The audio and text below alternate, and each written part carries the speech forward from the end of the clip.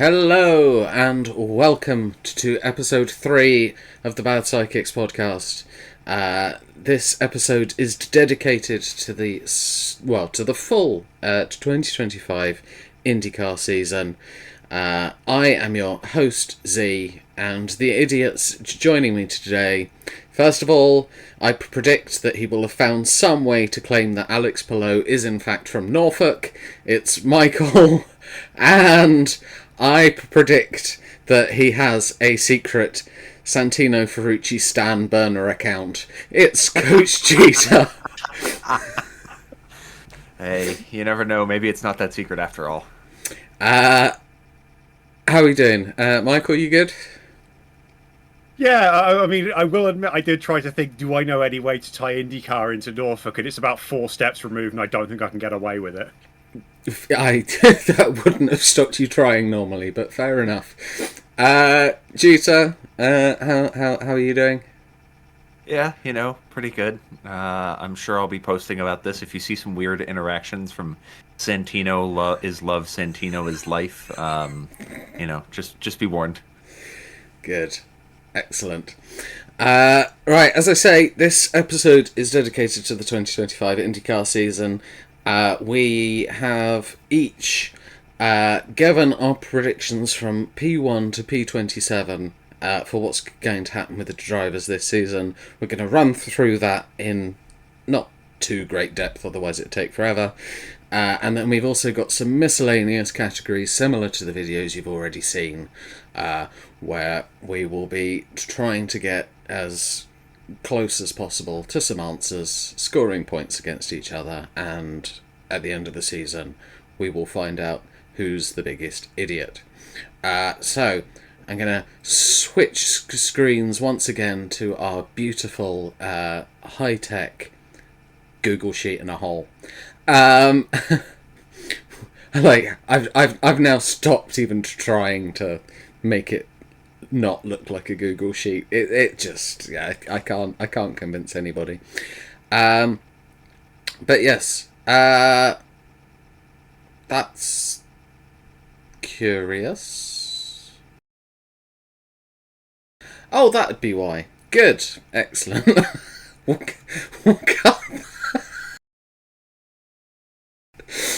my god. Our wonderful host, everyone. Yeah. Professional and competent, as always.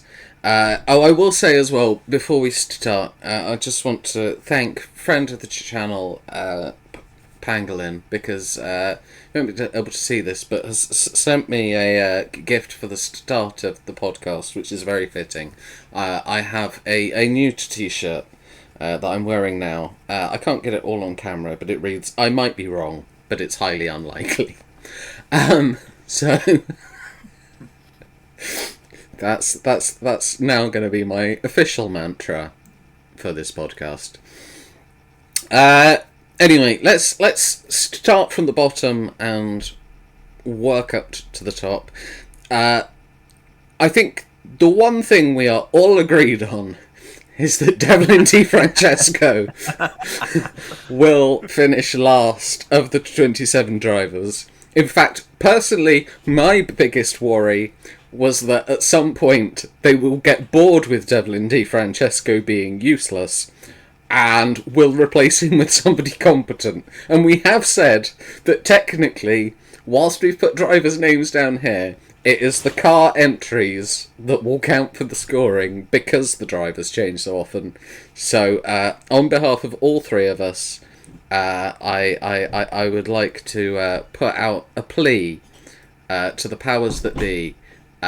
Please do not get rid of Devlin DiFrancesco halfway through the season.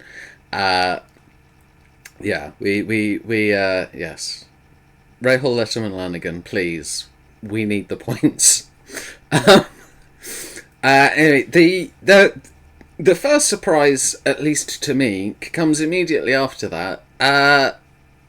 Michael and Jita, you've put Connor Daly to finish P25 and P26 respectively. I think you're mad. Would either of you like to like to run me through this logic? I mean, I can. He's broke.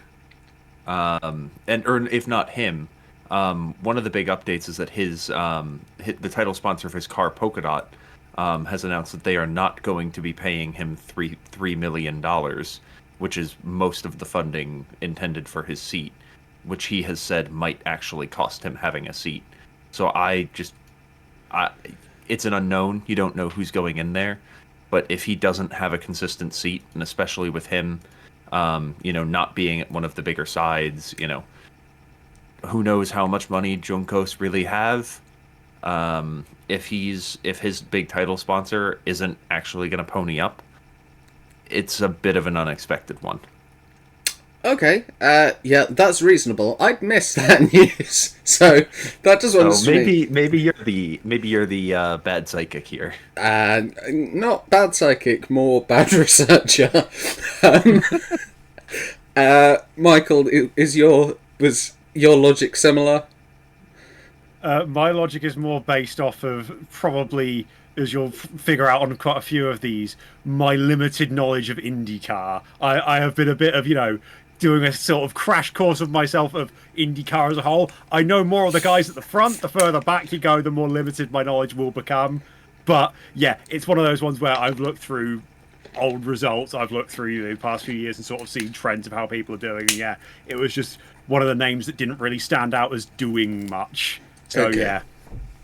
I will defend Connor a bit, especially as I'm a fan of his podcast. But yeah, no, Connor's biggest issue has always been funding. Like, it has never been talent. It has been that he basically he is like known as the hardest worker in terms of raising finances, probably in all of motorsport. The man is on a grind, and I think that if he can find the money to keep his seat, I think that will be too low. And to be honest, I suspect 25, 26 is too low, even if he gets replaced, because I think the most likely first cab off the rank, if there's a replacement, is Linus Lundqvist. And he definitely is not going to be finishing that low, but we'll see. The next one that I was particularly surprised at, Michael, David Malukas, P24. Bear in mind, Michael, if you don't know this, Z is a Malukas fan. Okay, I'm wish not. I put him 27 Hang on, now.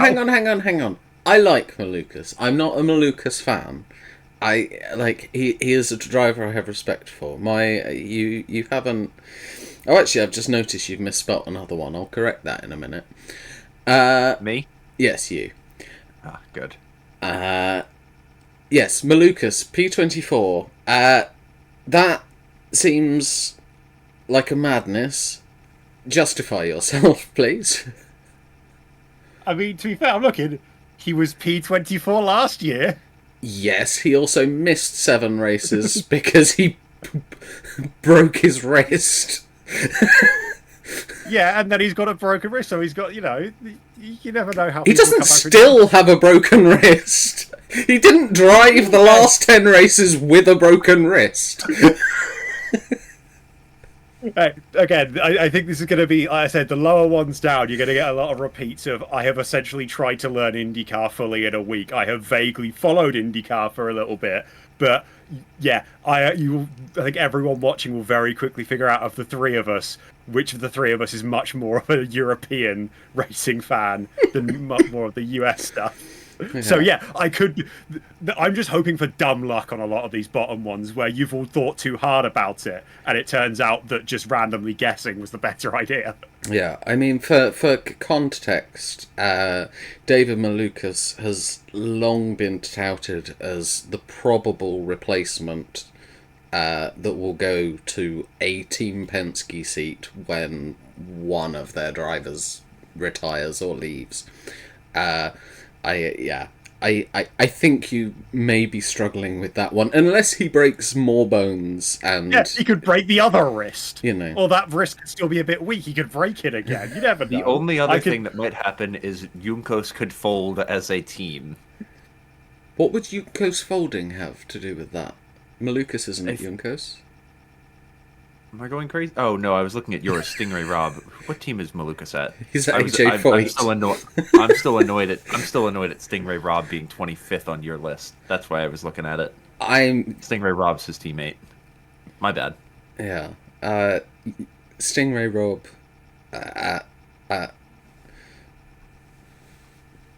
Yeah, and I mean you've got him at P15, which I'm just. And I wanted to put him higher.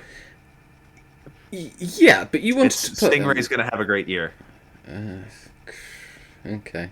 Still can't believe there's a dude named Stingray. When I saw that, I'm like, that's a nickname, right? No, it is his name. No, legal name. I know. I look. This is one of the most important things I looked up. Is Stingray his real name? Yes. His family are big fans of Chevrolet cars, and he's named after the Chevrolet Stingray, I believe. It's something like that. I know. Yeah, he was named after a car. Yeah. Anyway, trying to go up the order a bit, I would say that most of these I'm kind of like they're within the realms of feasibility. I think. I'd say Jeter, you've got Christian Rasmussen quite low. Yeah, I don't know. That one was more of a I feel like the thing that's really hard with this kind of, running from like, I don't know, P10 to P20, is it's really hard to tell what's going to happen with the Prema. Not only because they're not chartered, but also because they're just a new entry and you don't know what their car is going to be like. Yeah. Obviously, he's not running for them, but I decided to be a little bit higher on Schwartzman and Ilott. Although I suppose you guys both have them above me. I think at least one of them above me. But I don't know. I was like, with Rasmussen, it just kind of went after I put the other ones where I thought they should be. Rasmussen kind of slotted into the spot that was open. Okay, that's fair enough. Yeah, I will say, I think Ilott, Michael maybe has him slightly too high in my opinion, but I can understand it. Schwartzman, I have Schwartzman in P26. I think that second Prema car may well end up being basically anyone's for cash, which I'm not convinced Schwartzman makes it through the season, but we'll see. I think, Prema might be trying to make a bit of cash so that they can afford to buy one of the charters, but I could be wrong. Let's have a look.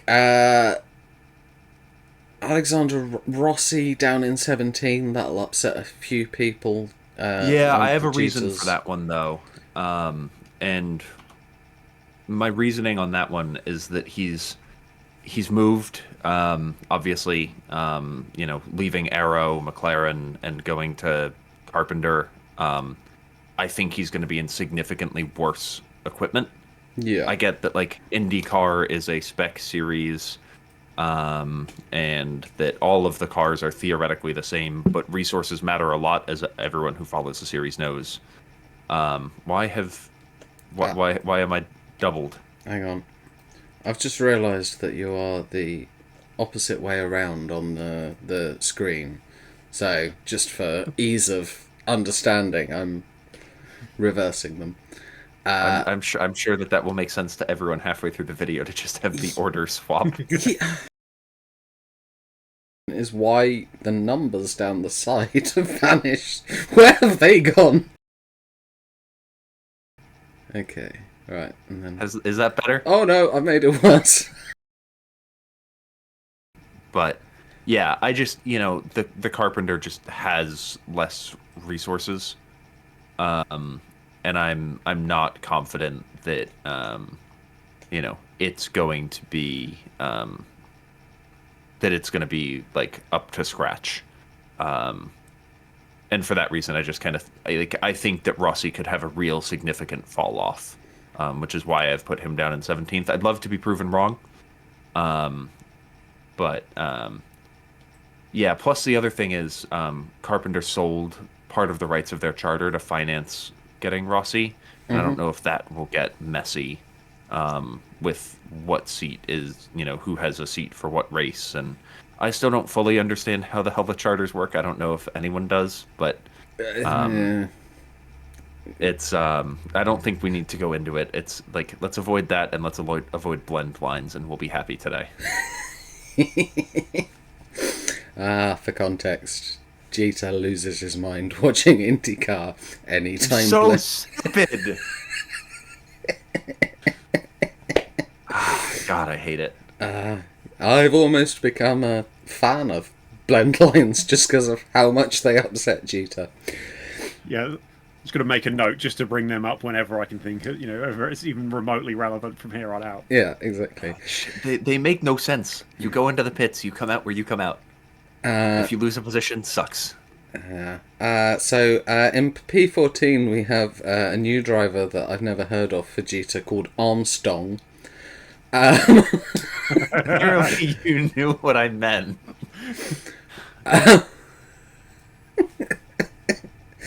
You meant some dude named Dave Armstrong's going to take the seat halfway through the season.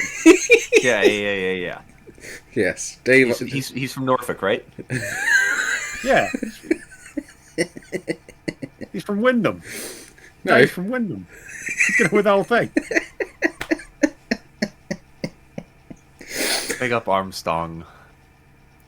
But yeah, I think most of these drivers we have in similar-ish spots. Like it's not completely unreasonable. Right, let's sort of come to the top to 10 and onwards. I have Malukas as number 10. I just feel like if he's given a car that isn't terrible, and as much as I hate to say it, I think Ferrucci was proving that the car was not terrible, especially on the ovals by the end of last season.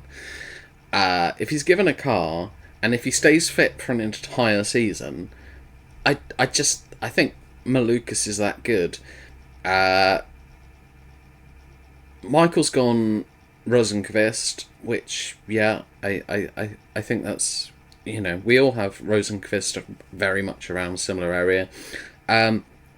Jeter, entirely on branding, you've placed Ferrucci the highest of the three of us.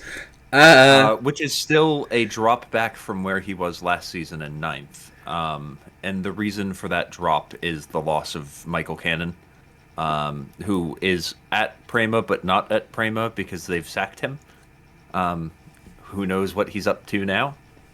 But with AJ Foyt losing a big piece in Cannon, losing someone who is so helpful, especially at running ovals, which is Ferrucci's bread and butter.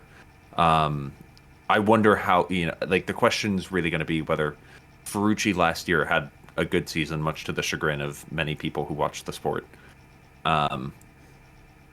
I'm curious to see whether he's able to replicate it when it's really about his raw talent as opposed to the talent that the team has around him to support him from like a strategy perspective. And I think I've moved him down a spot because I think that, he showed that he has talent, off track antics aside. But I wouldn't be surprised if he finished a little bit lower. We just don't really know what the impact of that loss will be. Fair enough. I have put Rosenqvist the highest of the three of us, only slightly. He's in P9 for me. I think at some point, and maybe this is copium given I am a Meyer Shank fan, Rosenqvist at some point has to turn his one lap pace into like full race distance pace. He has so many fast sixes, it's ridiculous. I feel like he's just law of averages. At some point, he has to start pulling these front rows together and actually scoring some big points. Michael has got Ericsson there. You've gone higher with Ericsson for other people. A lot of people saying that this is a big season for Ericsson. Is that confidence in him, or is that just more because you're more familiar with him? It's a little bit of both. I think it is also looking into Ericsson. Obviously, he's been in IndyCar for a few years now. It's his second year now with Andretti. If I'm remembering what I looked up right. And obviously, it's a bit of he's been pretty consistent before. Usually like get a win or so each year and do pretty consistent. Last year, not as good for Andretti, but obviously a lot of times when drivers go to new teams, there's obviously a bit of a settling in period, going into a second season with a team. A driver as experienced as Ericsson, both in IndyCar and motorsport in general. Him taking that step forward again, getting him a bit more consistency towards not necessarily getting anywhere near winning the whole thing. I'm not that insane, but just a bit more, a bit higher than he was last year, back more towards where he'd been in previous years. I think seems entirely feasible. Having settled in a bit more potentially at Andretti. Fair enough. Then we've got P8. I've said Kirkwood. We'll talk more on Kirkwood as we go a bit higher up. Both of you putting Scott Dixon down in number 8. You not seeing any chance of Dixon getting close to another title? I will. One thing I will say that I've looked at it. I think all of us are top 8. Order obviously is different, but all of us have the same top 8, which I find interesting. Whether or not you agree that there's kind of a pack of differentiation or if it's just pure luck, I think that like that 8 distinguish itself for us, which I find interesting. Dixon, I was looking at it and I was like, look, you obviously know that like Chip Ganassi's a good team, but I don't know how long Dixon's going to be able to keep on doing it. I mean, he'll be 45 in July. He's an icon of the series, and he's a damn good racer. But at some point, I'd love to be proven wrong, but at some point he will start falling off. That's what everyone does as they continue to drive. And I don't know whether Dixon's going to have enough. And I think that this could be the year where we really kind of start to see the cracks. Okay. I mean, he has spoken about wanting to carry on until he's 50. He has won a race every single year from 2005 to 2024, which is just an astonishing, reliable record. It's also his 400th start, presuming there are no injuries, at the Indy 500. There are a few people who think that there's a chance that there could be a fairy tale Indy 500 for Dixon on his 400th start. I don't see that happening, but I think I have him a little bit higher than you guys. But P7, we have a pair of Powers and a New Garden. Jeter, you're the lowest on Captain America. Not seeing it. I don't know. This one was kind of more vibes. Everyone knows how good New Garden is on ovals. Yeah. But I don't know what else he's going to be able to provide. And Team Penske, as everyone knows, Team Penske has 3 very, very, very talented racers this year, and I don't think that there's the resources for all 3 to go and have a great season. I mean, I haven't put any of them all that high. Partially bias maybe creeping in there, but I've made enough enemies in the other episodes that I've recorded already. I don't need to go making enemies with Team Penske. But I don't know. For me, it was just a little bit of like, I don't know what's going to happen with Team Penske and with New Garden. He is like, I don't know if he's becoming too much of like an oval merchant. I think he has the possibility to go and win. He could literally go and win the title if he puts together a good season off the ovals, because what it'll do on them. But I'm just kind of thinking that it's not going to happen, that there's too much talent this year for him to go and do anything more than P7. That's fair. I think we've all got power P6-7. I think that's reasonable. Although he did make a title challenge towards the end of last season. We've got McLaughlin. We've got as 2, 4, and 5. Michael, you've got him as at 5. Not seeing this as being the first potential title challenge from the Kiwi. Honestly, like we were saying about that top 8 being, a bit separate, we've all got the same top 8. Genuinely, when I was going through it, I was always trying to talk myself into any of those 8 being any higher positions. And McLaughlin was one that I was thinking I genuinely was considering putting. I'm considering, does he go right near the top? The problem is there's so many of those drivers that can go near the top. It's less about I don't think this person can, and just more I feel like this other person is in a slightly, it's just that bit more likely from what I'm seeing. It's it is such a hard one for me to judge, that I said, because I want to, like, basically everyone from Dixon to up to all the way who I've got up to like P3 and that. I'm thinking, do I want them higher than I've got them? But I can't put everyone higher. That's sort of what it is. So when I'm looking at it, I'm like, if I'm just looking at him in isolation, McLaughlin goes. I'm considering him for P1, absolutely. The problem is I'm considering 5, 6 people to go towards P1, and when it came down to it, it just felt like I don't. It's a guess beyond anything else. Putting him that, I would not be shocked to see him have a title challenge. But yeah. Okay. Well, on a similar level, we'll stick with you. You've got Kyle Kirkwood finishing this season in 3rd. For the record, I rate Kirkwood, and I think he's a potential champion of the future. You seem to think he's a potential champion of this year, from what you're saying, in that anyone that high up could be. What have you seen in Kirkwood that makes you so confident to put him as high as P3? So Kirkwood is the one where, I feel like he ended up. I kind of knew putting him P3 would be.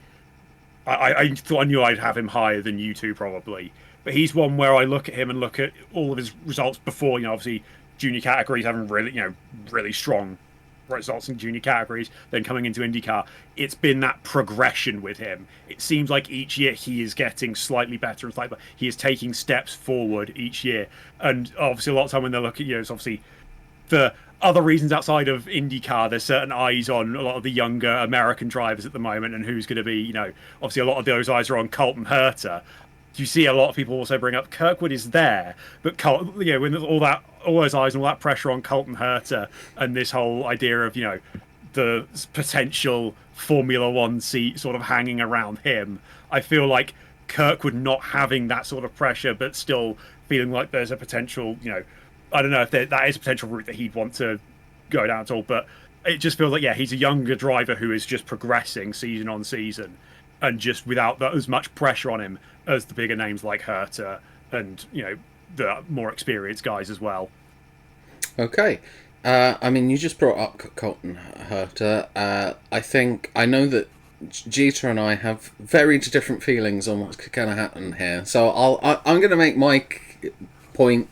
Michael, I'll let you chime in if there's any reason of difference from your perspective after, and then we'll hear Jeter's contrary argument. I've got her to P5. I even considered putting him a place or two lower. I think there's a lot being made about the fact that Herta, to have the super license points to potentially move to the Cadillac entry in F1, I believe needs to finish in the top 7 or 8. Yeah, seven this season. For me, Herta, when he drives all out, he is one of the most exciting drivers to watch, and his driving is on a knife edge. But I feel like the biggest risk to him finishing P7 this season is if he drives that way. I think he's going to have one eye to the future, be worried about getting those super license points, and I have a feeling we will see a calmer, more measured Herta this season. I don't see him going for some of the more daring moves that he used to. I think he's going to go, if I can bring it home in the top 10 every single race, the seat's mine. And so to me, I don't see him making a huge title challenge this season. I just think he's good enough that even just trying to be steady and consistent, he can get as high as P5. Michael, is that a similar logic stream, or? Yeah, I'd say similar. I think it is a bit of it's hard to tell with Herta exactly where his head's going to be because we don't know how confirmed that F1 opportunity is. Because a big part of it as well, with the reason why there's this whole, are they going to get an American driver for the Cadillac team, was because that was when it was still the Andretti team that was trying to get into F1. That was Michael Andretti's big thing of wanting an American driver in the team. And in that case, Herta was the somewhat obvious front runner at that point.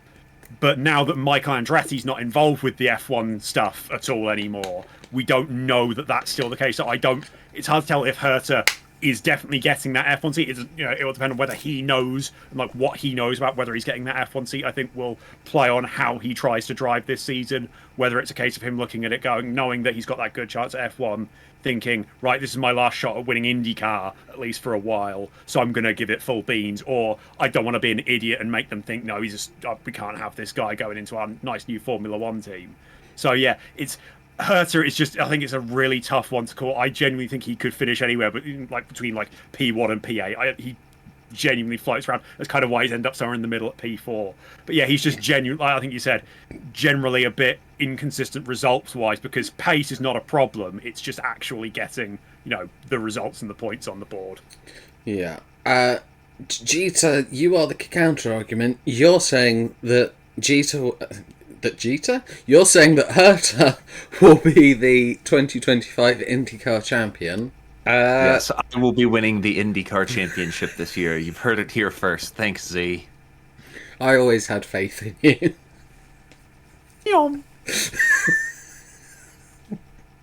But yes, Herta winning the title. Yeah, so I heard all of those arguments, and I get it.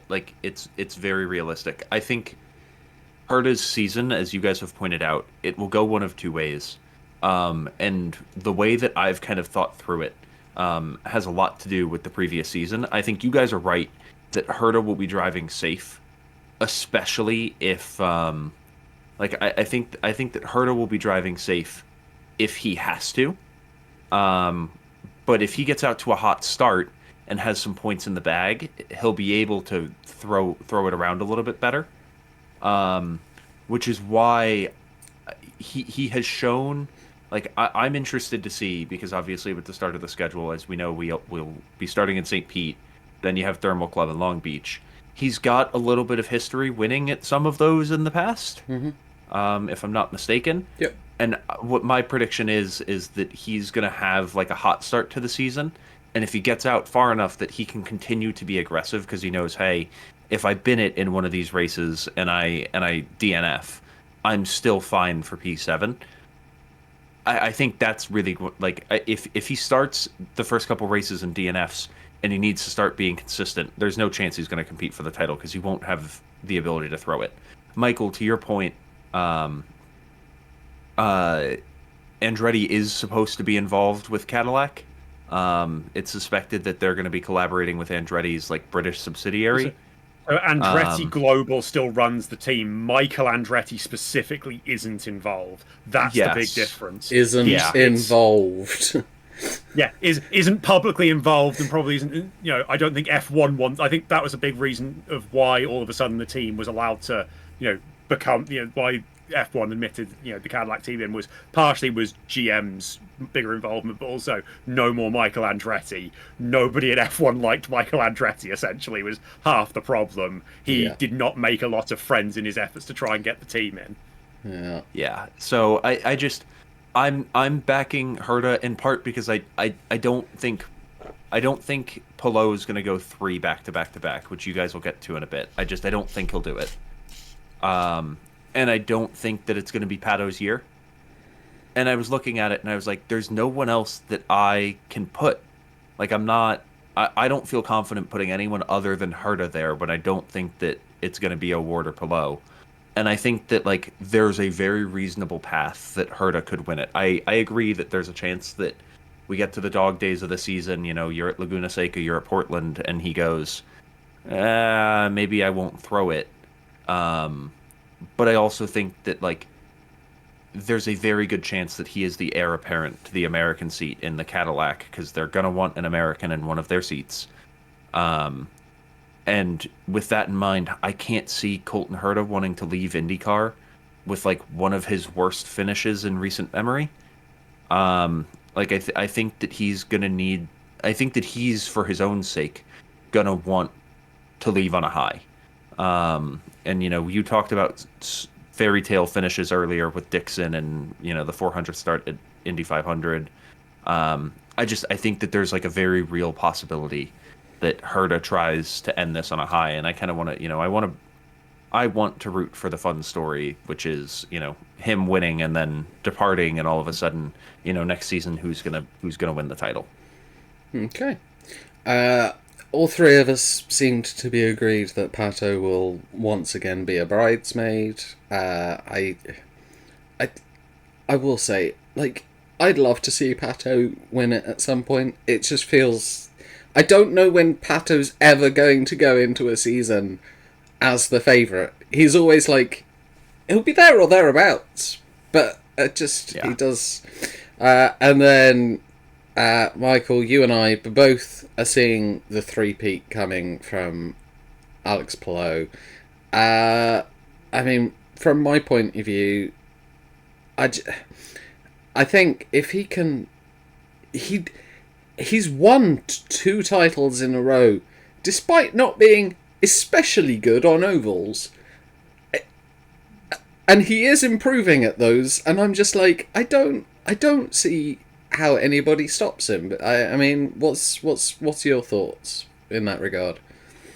Yeah, it's hard to bet against him. Like every time I was like looking through, it's like feeling like I'm being too safe. I'm being boring, going Palou. But every single thing I looked at statistically, all like everything, it's like he is the best driver there. He is the best, best option to win it here out of who we've got. Everyone else is like, yeah, they're good if they're good in certain circumstances. They're improving.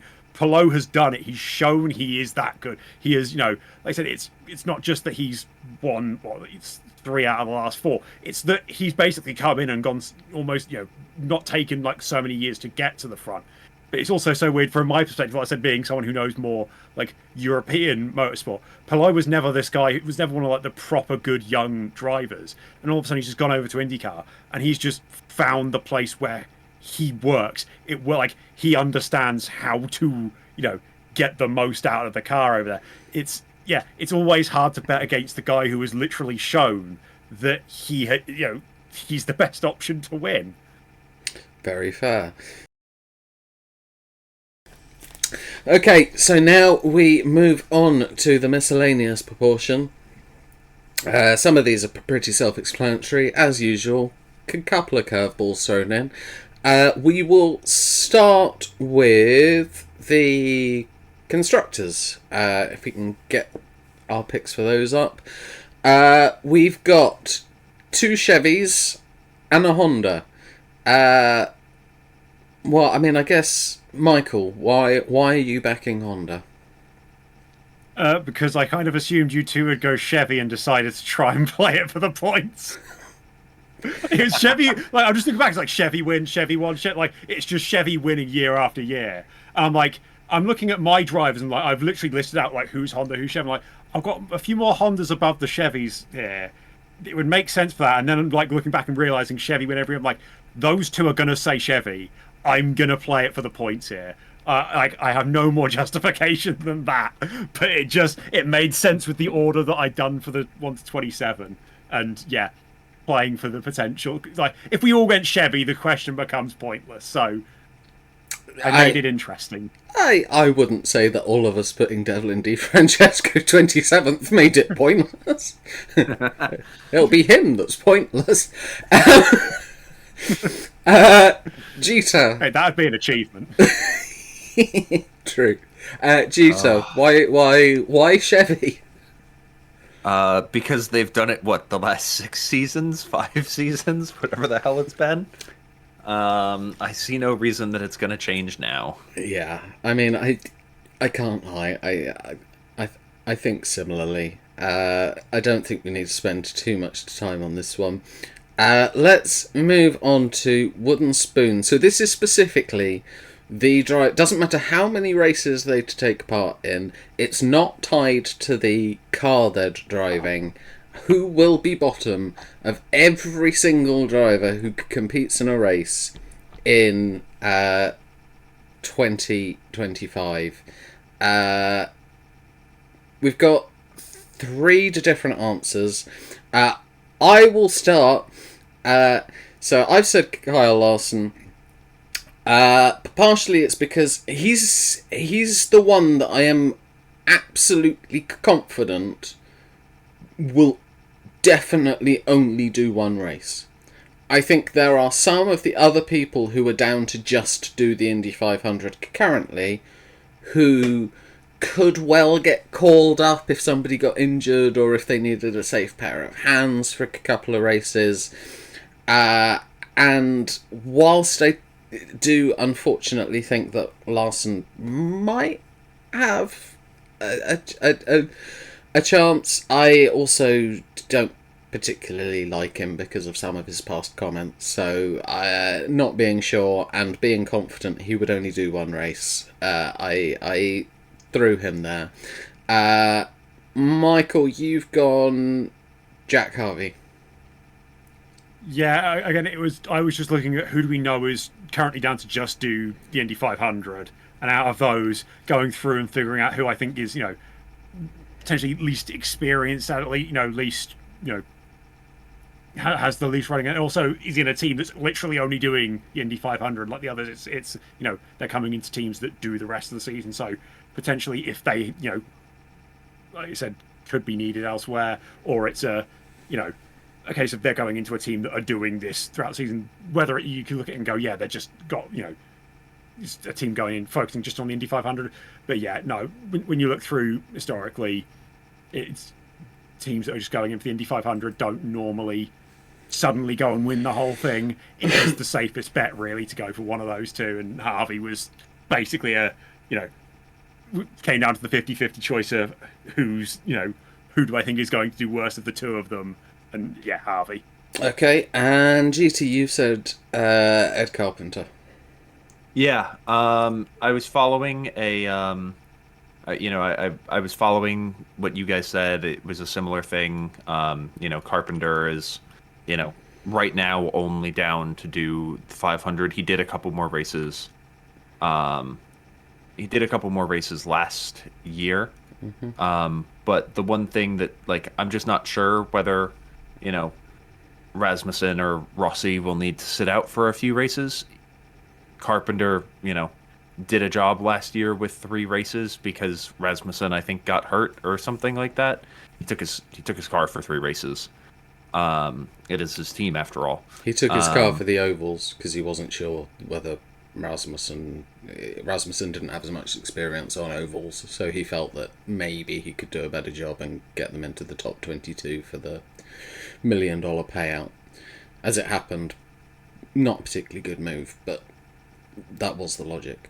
Yeah, I was blanking on why it had happened last season when I was doing research, but I don't see that happening this year. So, I mean, unless one of them gets hurt and Carpenter thinks that he needs to hop in the car, I think Carpenter, we know, will be racing the Indy 500. I don't see any reason where he'd necessarily need to race any other races unless he fancied, getting into a car and, giving it a whirl. But I just kind of thought of the various people who we know will be in, I didn't feel all that confident that he was going to do particularly well at Indy. Okay. Right, let's move on to race winners. So just some explanation for the viewers here. Specifically, I can't remember exactly what the points breakdown is. It's you get 5 points for everyone that you put that's won a race. You lose 1 for people that you didn't put down that win. You lose 3 for people that you put down that didn't win. Yeah. I will talk about mine first. I've been the most cautious.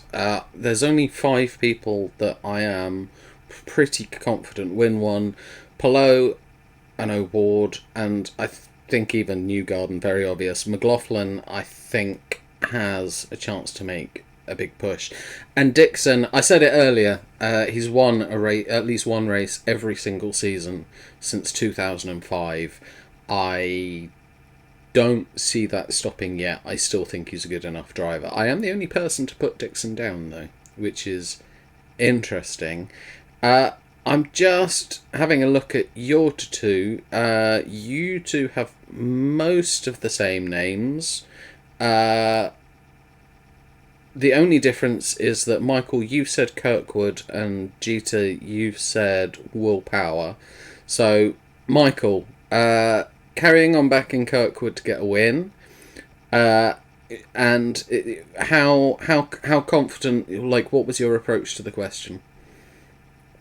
I thought about being cautious with it. Like you said, I thought I was tempted to just try and play it uber safe and just put like Palou, no one else.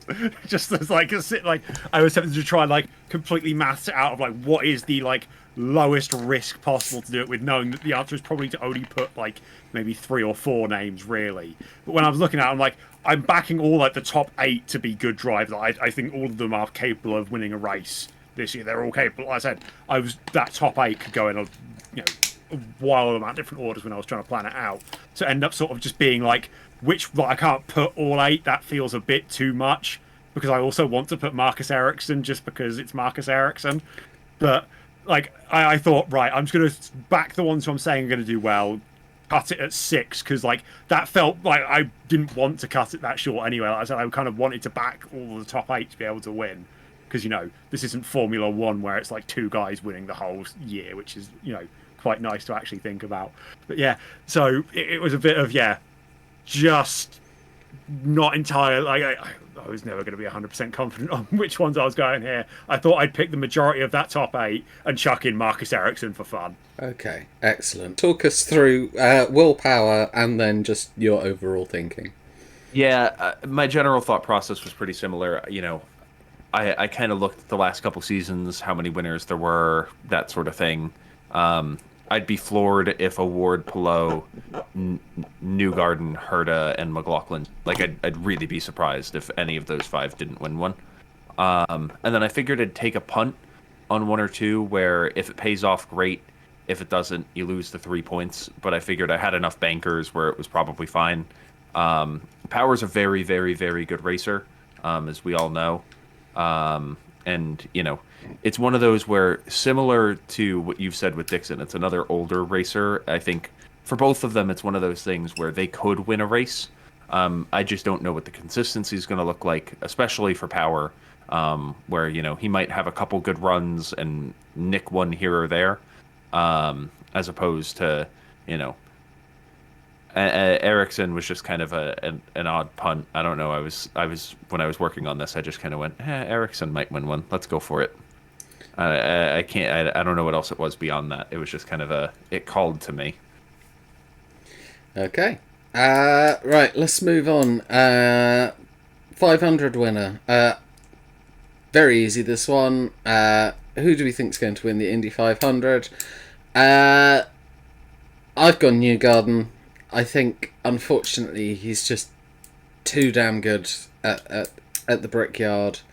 I really wanted to say Award after him being so close the last couple of years. I wanted to say Dixon because of the fairy tale, but yeah, I think it's going to be a three-peat. Jeter, you think it is going to be the Award fairy tale?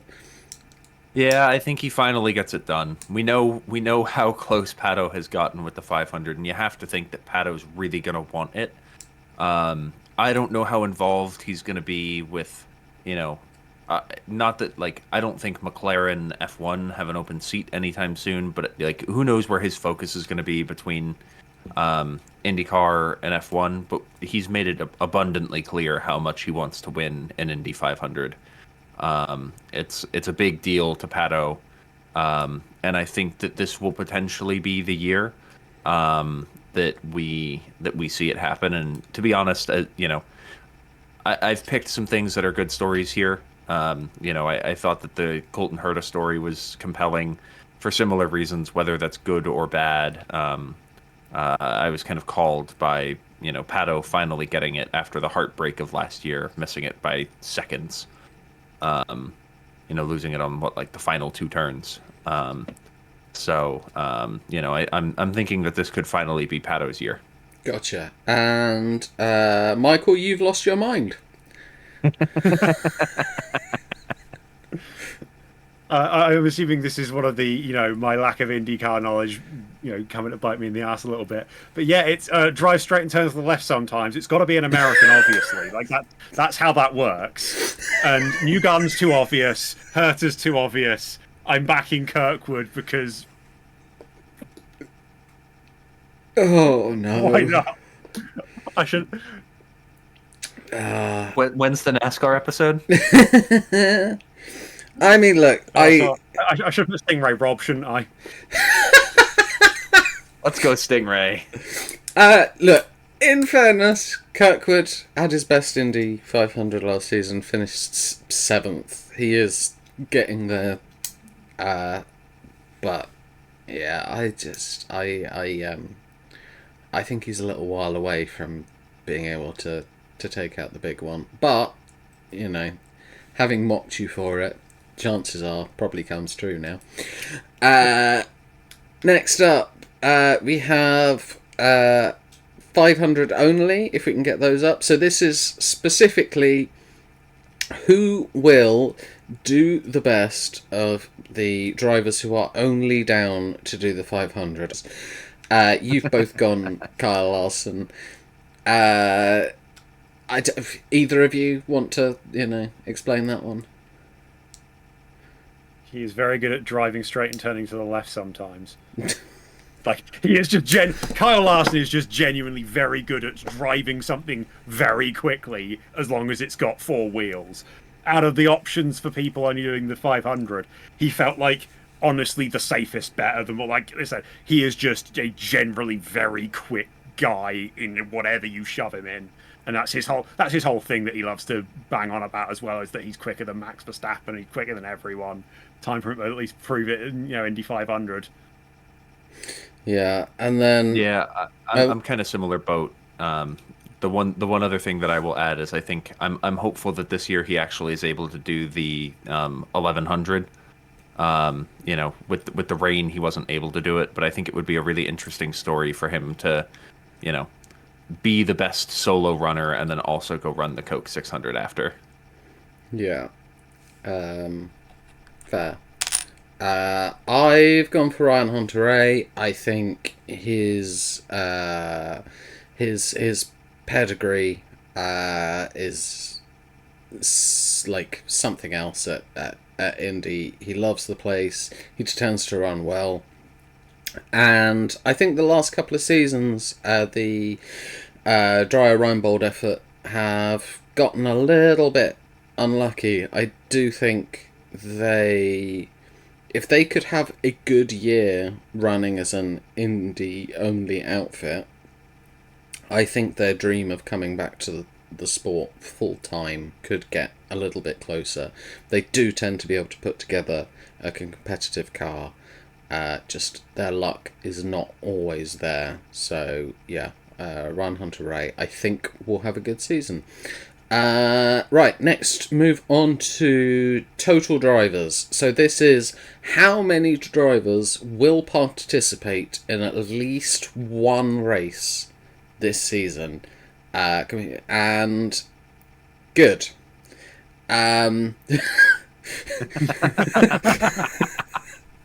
Real exciting stuff here. You should change yours to 41 so that Z gets screwed. No, absolutely not. Jeter has prices righted us on the under. Even intentionally. I mean, look, I don't think there's too much of a discussion point here. It's just we've all gone for about the same number, and it's not really like we can give a huge amount of insight into why we picked it. I do think it will be around there. Yeah, I mean, the two big questions are how many entries do you end up having for the Indy 500, Yeah. and then how many people lose their seat in the middle of the season from being not very talented. This might literally come down to whether Di Francesco loses his seat or not. That could literally end up being the difference between me winning or you guys winning. Accurate. Keep your seat. Keep your seat. Keep your seat. Okay, cautions. So this is how many yellow flag cautions there are going to be throughout the course of the season. Variable here. Michael, you're on the low side with 35. You're saying a smidgen over 2 a race. Pretty much that was how I came to the number, yeah. Jeter, you've crept up closer to 2.5. Yeah, my thought was that there will probably be a few races that are closer to clean and a couple that are ludicrous and have like 6.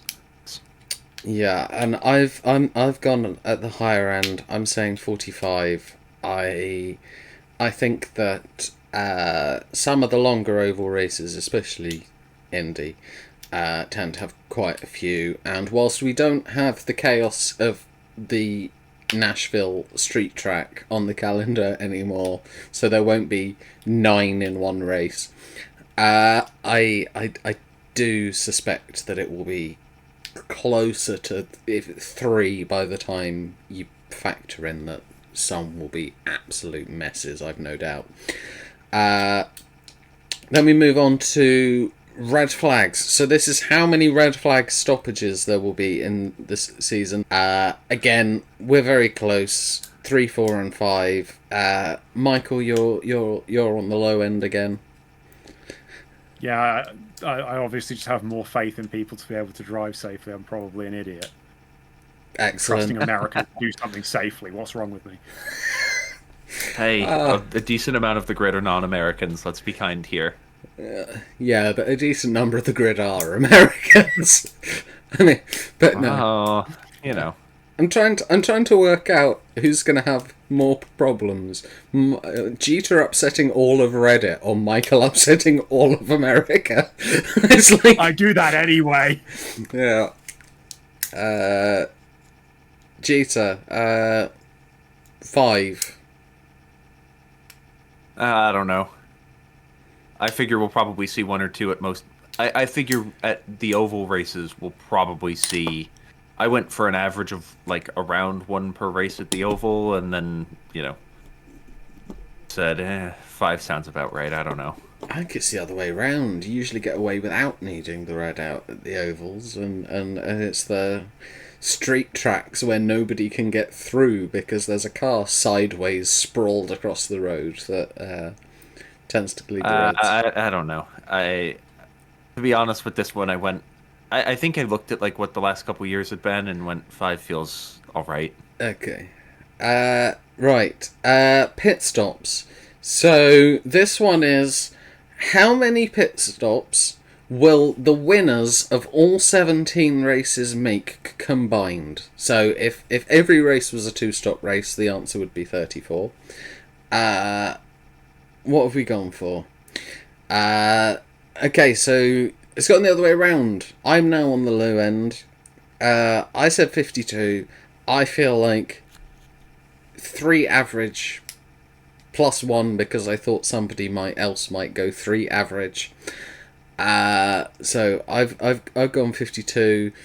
GT, you're in the middle, 55. Yeah, I went 3 average plus a few. I figure really what I did is I think the exact math, if I recall, this was at like 11 p.m. 2 nights ago, so it's a little bit hazy. But I think I did like 2 for all of the street tracks and 4 for all of the ovals, and then took that number and kind of ran with it. I will say, I had forgotten when I did my answer and it got added since, and I didn't change my answer, was that a few of the races have extended their running distance this season by some laps. I think 5 or 6 of the races are now running to a longer distance. So I might have shot myself in the foot going low here. Michael, you went 60, so basically 3.5 a race. Yeah, I think it was. I think what I did is I literally looked at what the answer was last year. I think that came out to about, I think somewhere about 57. I think last year, or fit somewhere to like mid 50s ish. I went up a little bit, just because like I said I've seen little bits of like longer distances. Also, I think I've seen something on a few of at least some of the events. They've got more of the softer compound tires now. I think I have vaguely read that. I don't know if I've understood it entirely fully. There's like a few little bits where it's feeling like they might need to do a few more, like not wildly more pit stops, but like that number might go up slightly from last year. So I basically rounded it up to 60. Okay. Right. Let's move on to silly season. So silly season is we have to predict a driver who will either have confirmed to move team or who is not currently driving, who will be in a seat for the 2026 IndyCar season. Let's get those up. See, I thought there was a risk that everyone would just go Lundqvist, because everybody is furious that Lundqvist doesn't have a seat this season, and to the best of my knowledge, he's not doing anything else yet. So, like, I'm convinced he comes back at some point, and I think it will be sooner rather than later. So, I'm not gonna lie, I'm feeling pretty good about getting some points for that one. Michael, you've gone for Kyle Collette. Yeah, so I will say Lundqvist was on my. I sort of started writing out a list of names, and Lundqvist I think was the first name I wrote on my list of like people who I'm looking at, going, yeah, how the hell is he not in there now? But yeah, Kyle Collette was one where basically I went, where do drivers come into IndyCar from? Most of them coming in from the main feeder series, Indy NXT. Who do I think is going to do well there? Kyle Collette last year, I think, finished third. Behind it was behind Foster and Abel, I think, who are now both in IndyCar. He's 30. Well, that was his rookie year as well. There, he's another one similar to like you're seeing a few of the drivers now, sort of like Palou did, where they were in the European like junior categories, and maybe some like I think Palou went over to Japan as well. They've done that. They've not really got anywhere, but then they've gone over to the US. They've gone to like IndyCar and that, and they're better. And he seems like another one of these ones that went from the like European junior series over to the American series and doing better over in the like open wheels over in the US instead. Like I said, he did well in his rookie year in Indy NXT. He's a safer bet from who's there now to do well again. And if he does that, it puts him in the best position possible, I think, to get into IndyCar. Yeah, I think that's very reasonable. I do also think the IndyCar grid is lacking a Brazilian flag at the moment, since both Helio Castroneves, although Helio's running the 500 for Meyer Shank, but in general, he's no longer on the grid. Same with Tony Kanaan, who's now taken some high-paying job in the McLaren backroom. Right, okay, let's come to this. Jeter. Now, first of all, I want to point out that you've changed your entry because it did say Pookie Bear. God. Please. It's Logie Bear. Come on, that's his name. I refer to him affectionately as both, although not as nicely when I'm playing F1 and he crashes into me, which is quite frequent. This one might be a bit in the mud because he's announced that he's stepping away from the endurance team that he'd been signed to. Mm-hmm. That could go one of two ways. Either he's lining himself up because he thinks DeFrancesco's about to lose his seat, and he wants to be ready to jump into it. or he could actually just be pulling a Latifi and decide to like go get an education, and like step away from motorsport entirely. It's a little bit more out of left field, but like I don't think that Logan has any prospects in F1. I don't think that he has the money or a team that's really all that interested. The only possibility is if, as we've talked about, maybe if Herta didn't get his super license points and they wanted an American in the seat and they decided to throw it at Logan for a year because he has sponsorship. Like, I don't know what Logan's next move is with racing, but I don't think it's going to be in Europe. And I don't see any world where he goes to stock car racing with NASCAR, given his background in karting and, open wheel racing. IndyCar feels like the most logical step for him if he wants to continue racing. I think that there's a very real chance that if he wants to continue racing, it's going to be in this series. And I know he's not the most loved person in the F1 community, but I am genuinely a fan of his. I liked rooting for him as bad as he was. It was enjoyable. I like Williams. So I'd love to see him have a seat somewhere should he want to. I'm sure that there would be a team that would use his money. As we talked about, a lot of teams in IndyCar, unfortunately, are quite... they struggle a little bit financially. And we know that Logan has the money to... I don't think that I'd call him a pay driver, because I think he's talented enough to be more than just considered a pay driver. But I think that he'd be able to, get himself a seat at a decently competitive team. Okay. I mean, I will point out you said with his background you don't think he'd go into stock car racing. I would argue he was driving like he was in stock car racing whilst he was in F1. It was many a wreck fest. Yep, good. Right, finally, as always, we have a bonus round. As always, it is up to the people who aren't making the prediction to decide on the number of points that they think the particular bonus is worth. Can we get them up on the screen? Interestingly, Michael and mine are weirdly same but different. But okay. I mean, let's start with Jeter's today. Jeter, you've gone for more than one yellow on last lap, so I'm taking that to mean we are finishing more than one race under caution for this season. That's my prediction. It's kind of like the anti-Michael Massey.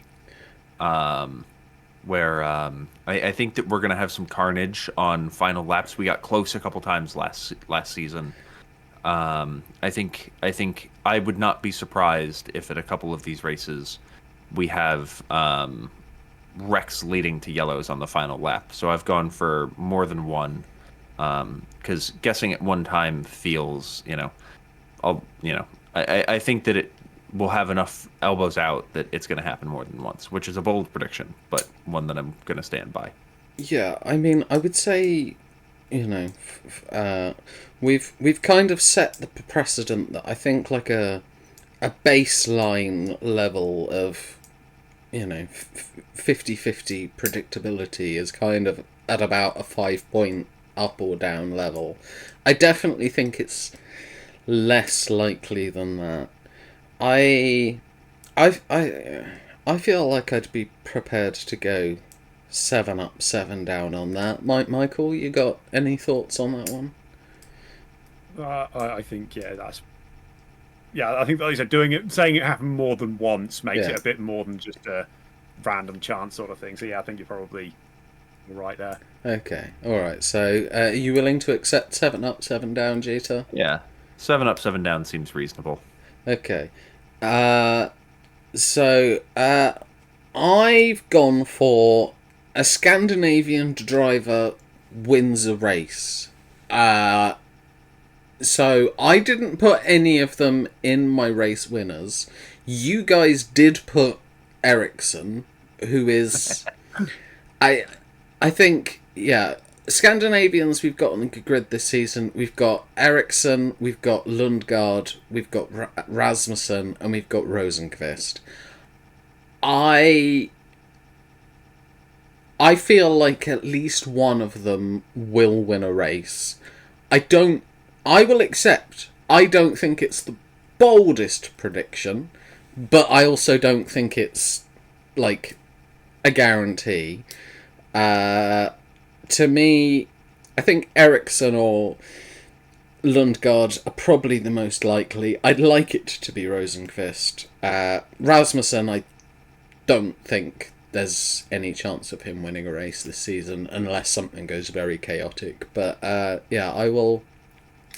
I'll allow you to confer for a moment.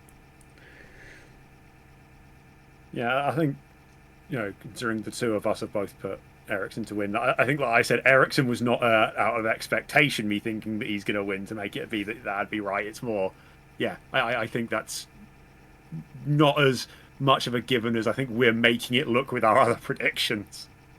Yeah, I don't think it's a guarantee, but I would not be surprised if this happens. Like, I would not call it a 50-50. I think it's a little bit more likely than a 50-50. So my first thought was something like a 4 up, 4 down.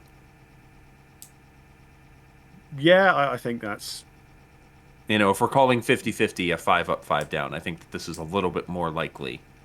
Like, maybe I'm wrong. I feel like it's more 50-50, to be honest. I said I think both of us picking Ericsson has made it look more likely than it probably... I think both of us would say, out of all of our guesses for race winners, Ericsson is both of our least likely to be the answer. He's the lowest...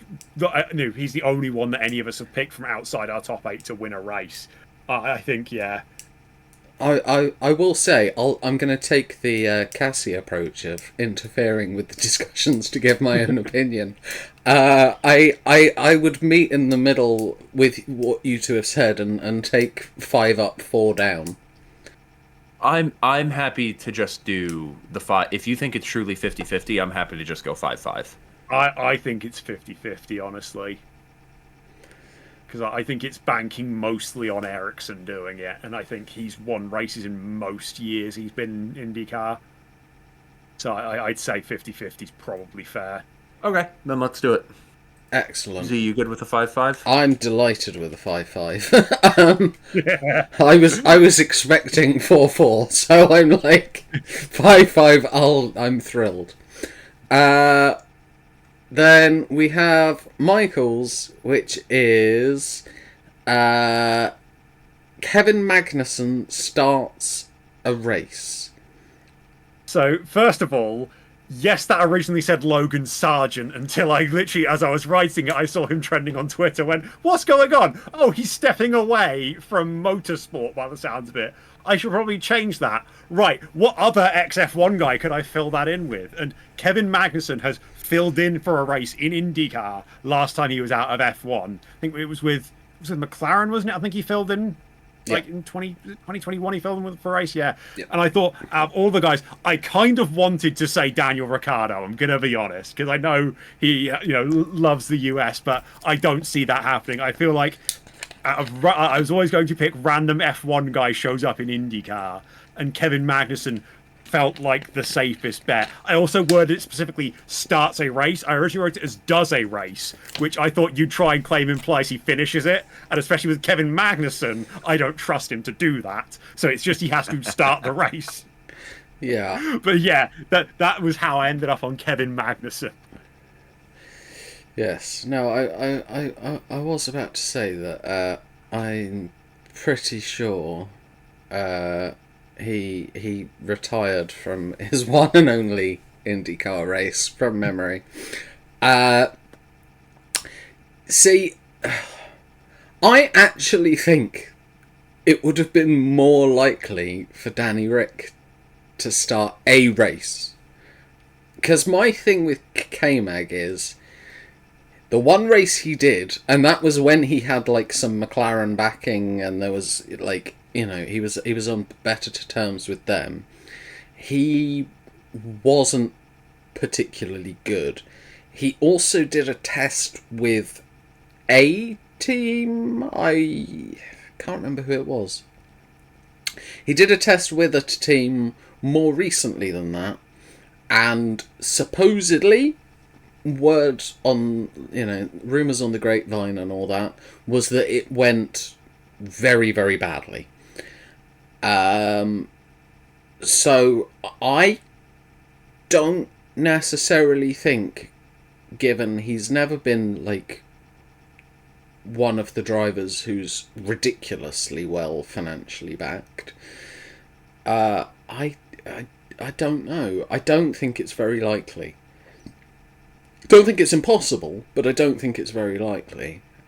Whereas Danny Rick, I feel like they might have just done it for the PR it would bring. K-Mag doesn't have that. I'm kind of thinking that, like, it could happen, but I'm not feeling all that confident that it will. Yeah. I'm on like a... I'd be prepared to go like 9 up down. I in my head had 7. I'd meet you at 8. Deal. Michael, are you willing to accept 8 up, 8 down? Yeah, go for it. Okay. So there we have it. Those are our predictions for the 2025 IndyCar season. First of all, which of us do you think is most right? If you watch this episode and get to the end of it, give us a Team Z, Team Michael, or Team Jeter. If you back the winning team, you can get a shout out in a future video.